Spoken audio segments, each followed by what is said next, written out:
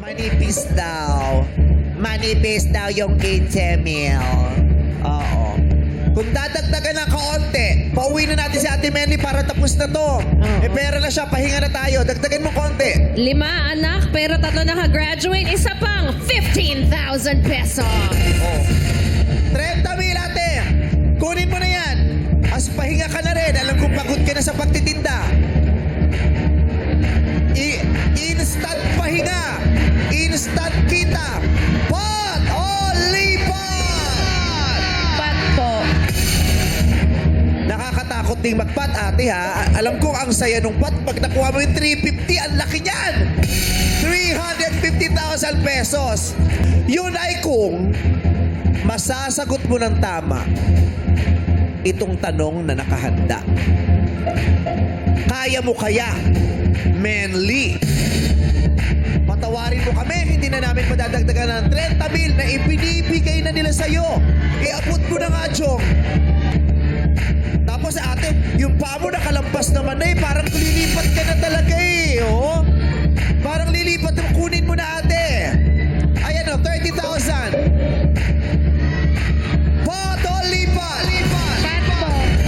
Ayaw mo talaga niyan. Araw-araw, nakikipagsapalaran ka. Magtitinda ka, hindi mo alam kung ilan ang bibili. Bebenta ba ng malaki o uuwing luhaan? Nakikipagsapalaran. Pero ngayon, ayaw ko nang makipagsapalaran ka. Siguruhin mo na ang kita. 30,000. Ayaw mo pa? Pot o lipat? Lipat! Lipat! Pat po. Pot talaga? Malakas ang loob ni Bernie? Last na, isigaw mo. Anong desisyon mo? Pot o lipat? Lipat! Pat po. Pot! Ayaw mo ng 30,000? Halika na, Menly.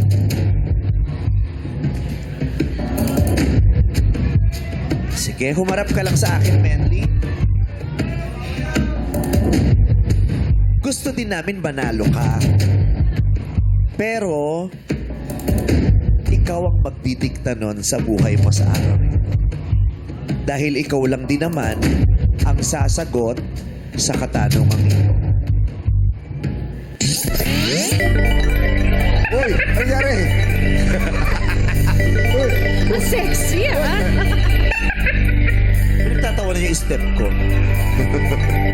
It took me a lot of training for weeks. Manly, manly, manly.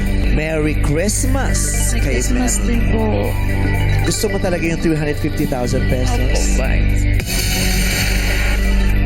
Because, anong naiisip mo na paggagamitan mo ng 350? Kalahati po, mamayad ko po ng utang. Magkano bang utang mo? Medyo malaki-laki po. Lampas 100 na? Opo. 100,000 plus ng utang mo? Opo. Kasi po, wala pong sinasahod yung asawa ko. Kaya nauunawaan ko na ngayon kung bakit ayaw mo ng 30 dahil kailangan mo talagang makipagsapalaran at makuha yung 350,000 pesos para ang iyong mga utang ay mabayaran. Manly, good luck. God bless you. No coaching, please. Tumingin ka lamang sa akin. 2 beses kong sasabihin ang tanong. Pag humudyat ako sa iyo ng go, tsaka ka lang sumagot, bibigyan kita ng 5 segundo. Okay, Manly? Opo. Sa akin ka lang tumingin. Opo. Okay. Manly. Ipinagdiriwang ang Pasko tuwing December 25! diba? Tama. Tama. Tagulat Galing. ka! Ang mahalaga, nasa tama ang linya. Tama. Ipinagdiriwang ang Pasko tuwing December 25. Tama. Ang New Year ay ipinagdiriwang tuwing January 1. Tama. Akala tuwing January 1. Ang New Year's Eve naman o bisperas ng bagong taon ay December 24. 31. 31 ang ating. bisperas. New Year, hindi. Wiras ng New Year. New Year's Eve. Opo. Diba? Buti na lang hindi yun ang tanong. Now, Okay. Ang tanong, anong regular public holiday ang ginugunita sa Pilipinas tuwing December 30?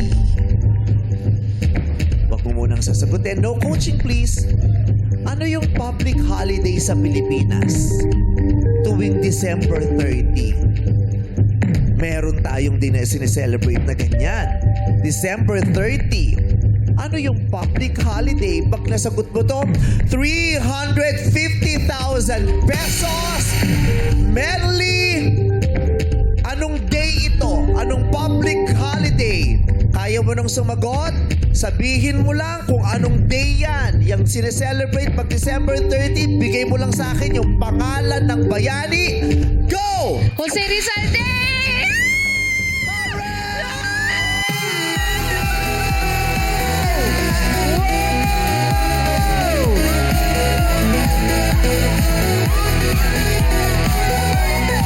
Congratulations, Ate Benny! 350,000 Merry Christmas!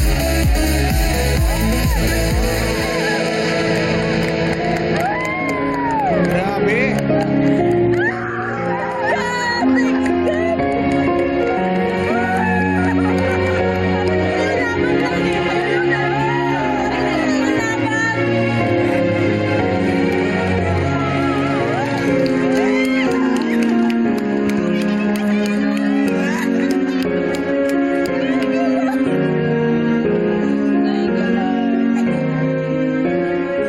Ate, congratulations! Napanalunan mo ang 350,000 pesos.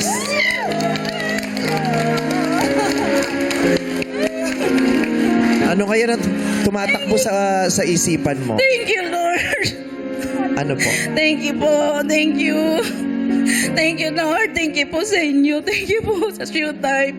Salamat po. Binigyan po ako ng pagkakataon maglaro dito, Lord. Kala ko po dati manonood lang po ako. Pero ngayon po, iningi ko po kay Lord nung may pumunta po doon na nag-interview sa akin. Sabi ko, never pa po akong nakarating. Sabi ko, Lord, bahala ka na sa akin. Alam niyo po yung pangailangan ko. Alam niyo po, Lord. Congratulations. Thank God. Makakatulog na rin po na maayos. Kasi po, makakabayad po ako ng Makakatulog ka utang. naman. Hindi mo naiisipin yung utang mo. Ang laki rin Opo. nun eh, di ba? Ang laki ng Opo. utang. Maraming salamat, Lord, dahil ginawa Thank you mong po sa inyo, tulay ang guys. programang Thank ito. you. Thank you po sa tanong. Thank you po sa tanong. Eh, nakakatuwa dahil ang saya na mayroon tayong kababayan na salba natin ngayon. Di ba? Yeah. Nasalba sa isang malaking suliranin sa pamilya. Napakaraming Pilipino ang araw-araw na problema kung paanong makakabayad ng utang. Yan ang pinakamalaking problema ng maraming pamilya ngayon. Paano makakabayad ng utang? Dahil sa hirap nga ng buhay, wala na.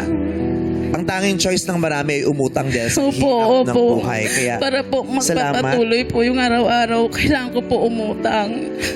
Ayan. At least, may kapamilya tayong naisalba today. Maraming salamat. Congratulations! Thank you, guys. Thank you. Thank you po. 350,000 pesos para kay Ate Bentley. Masaya ang Pasko!